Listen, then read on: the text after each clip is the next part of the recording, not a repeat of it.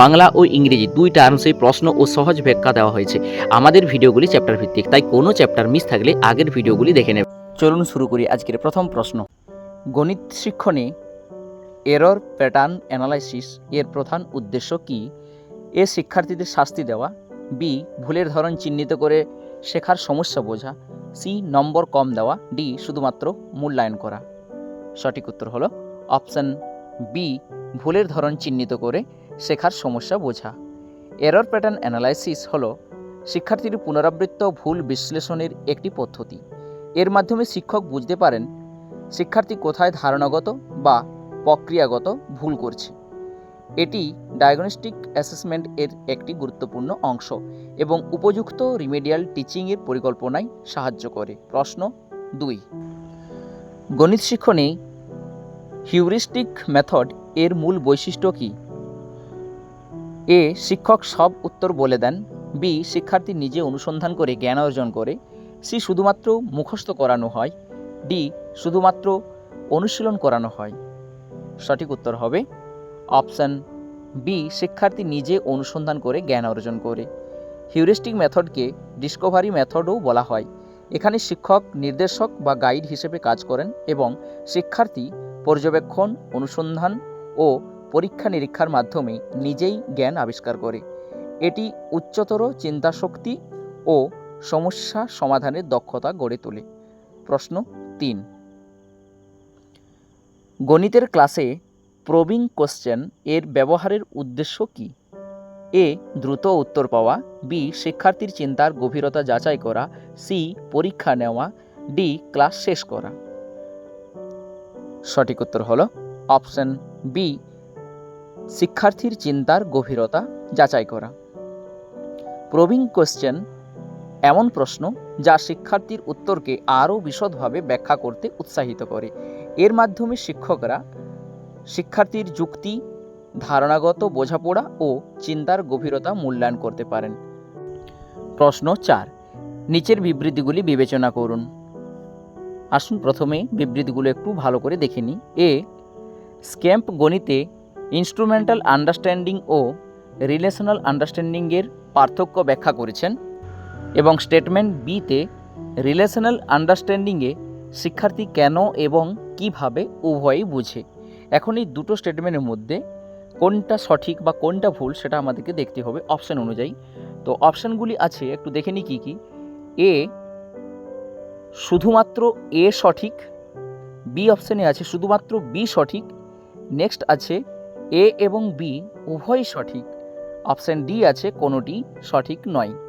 এটা সঠিক উত্তর হবে অপশান সি, এ এবং বি উভয়ই সঠিক।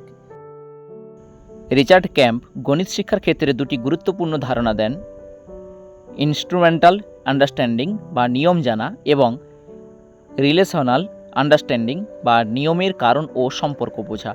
টেট পরীক্ষায় রিলেশনাল আন্ডারস্ট্যান্ডিংকে অধিক কার্যকর ও স্থায়ী শেখার ভিত্তি হিসেবে ধরা হয়। প্রশ্ন 5, জোল্টান ডিনেস এর মতে গণিত শেখার প্রাথমিক ধাপে কোনটি সবচেয়ে গুরুত্বপূর্ণ? এ প্রতীক মুখস্থ করা, বি কংক্রিট এক্সপিরিয়েন্স বা বাস্তব অভিজ্ঞতা, সি দ্রুত গণনা, ডি লিখিত পরীক্ষা। সঠিক উত্তর হলো অপশান বি, কংক্রিট এক্সপিরিয়েন্স বা বাস্তব অভিজ্ঞতা। ডায়নেসের মতে শিশু প্রথমে বাস্তব বস্তু ব্যবহার করে ধারণা গঠন করবে, তারপর ছবি ও প্রতীকের মাধ্যমে বিমূর্ত ধারণা বুঝবে। এটি সিপিএ অ্যাপ্রোচের ভিত্তির সঙ্গে সামঞ্জস্যপূর্ণ। নেক্সট 6, ম্যাথমেটিক্যাল মডেলিং এর মূল উদ্দেশ্য কী? এ সূত্র মুখস্থ করা, বি বাস্তব সমস্যাকে গণিতের মাধ্যমে বিশ্লেষণ করা, সি দ্রুত অঙ্ক করা, ডি শুধুমাত্র মূল্যায়ন করা। সঠিক উত্তর হলো অপশান বি, বাস্তব সমস্যাকে গণিতের মাধ্যমে বিশ্লেষণ করা। ম্যাথমেটিক্যাল মডেলিং বাস্তব জীবনের পরিস্থিতিকে গাণিতিক ভাষায় প্রকাশ ও বিশ্লেষণ করার প্রক্রিয়া। এটি শিক্ষার্থীদের বাস্তব জীবনে গণিতের প্রয়োগ বুঝতে সাহায্য করে। প্রশ্ন 7, নিচের কোনটি ম্যাথমেটিক্যাল প্রফিসিয়েন্সি এর উপাদান নয়? আবারও বলছি, নিচের কোনটি ম্যাথমেটিক্যাল প্রফিসিয়েন্সি এর উপাদান নয়? Option A strategic competence, B adaptive reasoning, C productive disposition, D rote memorisation. সঠিক উত্তর হলো option D rote memorisation. NRC এর মতে ম্যাথমেটিক্যাল প্রফিসিয়েন্সি এর 5টি উপাদান হল conceptual understanding, procedural fluency, strategic competence, adaptive reasoning এবং প্রোডাক্টিভ ডিসপোজিশন। মুখস্থবিদ্যা এর অন্তর্ভুক্ত নয়। প্রশ্ন 8,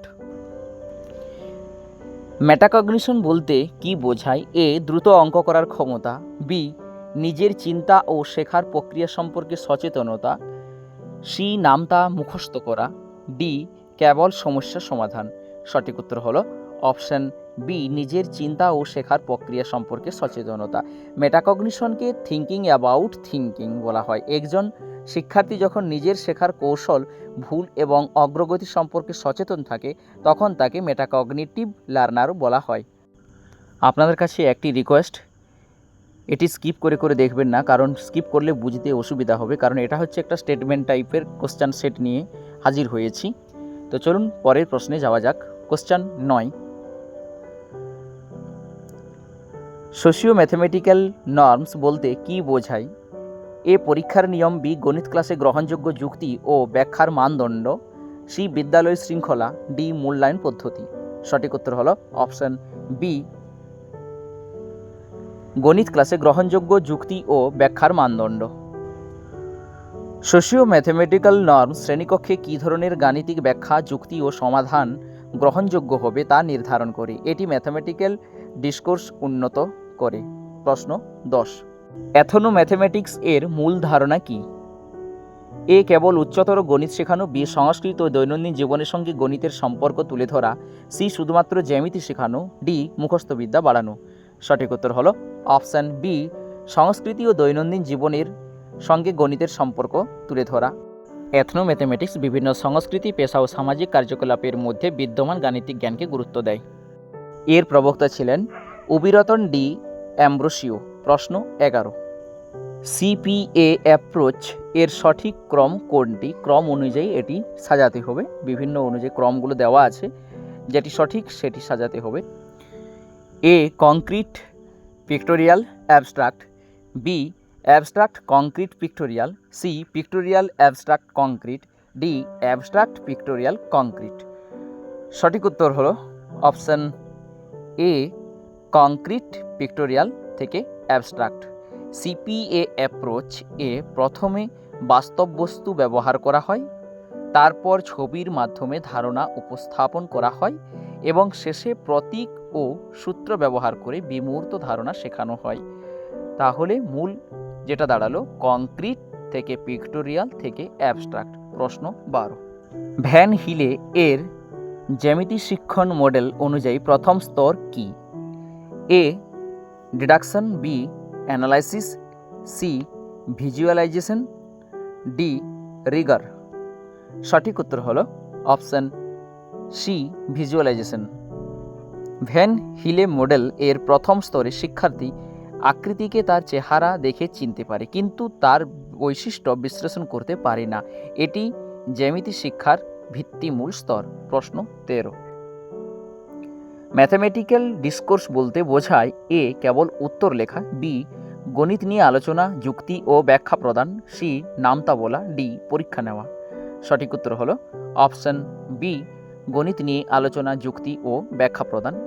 ম্যাথমেটিক্যাল ডিসকোর্স শিক্ষার্থীদের গাণিতিক ভাষায় নিজেদের চিন্তা প্রকাশ, যুক্তি প্রদান ও অন্যের মতামত বিশ্লেষণ করার সুযোগ দেয়। এটি কনস্ট্রাকটিভিস্ট লার্নিংয়ের সঙ্গে সম্পর্কিত। প্রশ্ন 14, ফরমেটিভ অ্যাসেসমেন্টের প্রধান বৈশিষ্ট্য কি? এ শেখার শেষে পরিচালিত হয়, বি শেখার সময় ধারাবাহিক প্রতিক্রিয়া প্রদান করে, সি শুধুমাত্র নম্বর দেওয়ার জন্য ব্যবহৃত হয়, ডি বছরে একবার নেওয়া হয়। সঠিক উত্তর হলো অপশান বি শেখার সময় ধারাবাহিক প্রতিক্রিয়া প্রদান করে। ফরমেটিভ অ্যাসেসমেন্ট শেখার সময় পরিচালিত হয় এবং শিক্ষার্থীকে তাৎক্ষণিক ফিডব্যাক প্রদান করে। এর মূল লক্ষ্য নম্বর দেওয়া নয় বরং শেখার উন্নতি ঘটানো। আজকের লাস্ট প্রশ্ন 15, জর্জ পোলিয়া এর প্রবলেম সলভিং পদ্ধতির প্রথম ধাপ কোনটি? এ পরিকল্পনা বাস্তবায়ন করা, বি সমস্যা বোঝা, সি উত্তর যাচাই করা, ডি পরিকল্পনা তৈরি করা। সঠিক উত্তর হলো অপশন বি সমস্যা বোঝা। জর্জ পোলিয়া প্রবলেম সলভিংয়ের 4টি ধাপ উল্লেখ করেন। 1 নম্বর সমস্যা বোঝা, 2 পরিকল্পনা তৈরি করা, 3 পরিকল্পনা বাস্তবায়ন করা এবং 4 উত্তর পুনর্বিবেচনা করা বা লুক ব্যাক। এই ছিল আজকের 15টি গুরুত্বপূর্ণ প্রশ্ন। ভিডিওটা ভালো লেগে থাকে তাহলে ভিডিওটি একটি লাইক করে দিন, আর যদি আমার চ্যানেলে নতুন হয়ে থাকেন তাহলে অবশ্যই চ্যানেলটি সাবস্ক্রাইব করে নিন। আজকের ভিডিওটি এখানে শেষ করছি। যারা ডব্লিউবি টেট ও সিটেটের প্রস্তুতি নিচ্ছেন তাদের কাছে একটি অনুরোধ, ভিডিওটি আপনার বন্ধু বান্ধব অন্যান্য পরীক্ষার্থীদের সঙ্গে শেয়ার করে দিন যাতে তারাও উপকৃত হতে পারে। টার্গেট পয়েন্ট নলেজ জন্য মূলত সিডিপি এবং বিভিন্ন বিষয় প্যাডাগজি নিয়ে নিয়মিত চ্যাপ্টার ভিত্তিক ভিডিও আপলোড করা হয়, কারণ টেট পরীক্ষায় এই অংশ থেকে প্রায় 90 নম্বরের প্রশ্ন আসে। নিয়মিত এমন গুরুত্বপূর্ণ ভিডিও পেতে চ্যানেলটি অবশ্যই সাবস্ক্রাইব করে আমাদের সঙ্গে থাকুন। ধন্যবাদ, আবার দেখা হবে পরবর্তী ভিডিওতে।